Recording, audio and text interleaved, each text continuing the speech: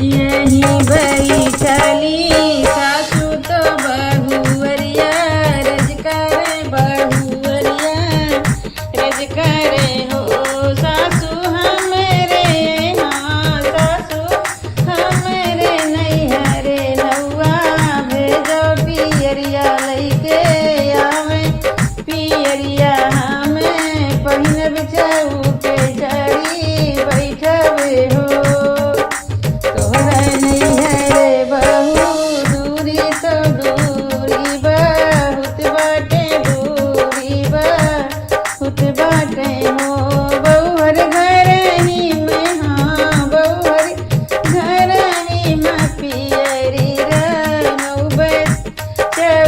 चढ़ी बैठू चौके चढ़ी बैठी पियरिया तू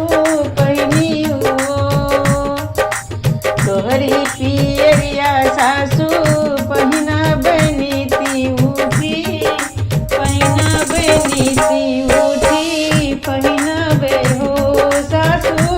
नहीं है रे के हाँ सासू नहीं है रे के पियरी सगुन के सगुन पियरी पहिनब सगुन पियरी पहिनब चौके चढ़ी बैठबे हो बरहे बरिस भैया लौटे मलिनिया द्वारे खड़े भई मलिनिया द्वारे खड़े भई हो मालिनी कहवा हाँ मालिनी कहवा ही बाजती भैया आंगनवा उठे सोहरे हो मालिनी कहवा ही बाजती भैया आंगनवा उठे सोहरे हो तोहरे नी बहिनी के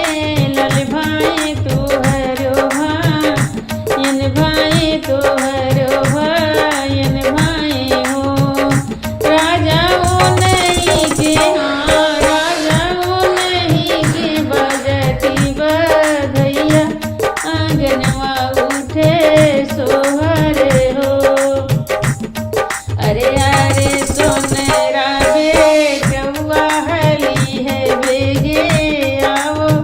हली है बेगे आओ हो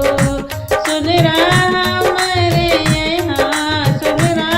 हमारे भाईन माके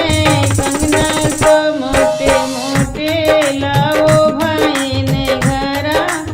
जाबे भाईन कहीं नौबई हो अरे अरे बज जाबे कौआ हली है बेगे आओ हली है बेगे आओ हो बज जा चेटे की हाँ बज जा चेटे की चुनरिया लई आओ बहिनी घरा जाब तो हमरे भाईन भाई हो आगे आगे आवे जी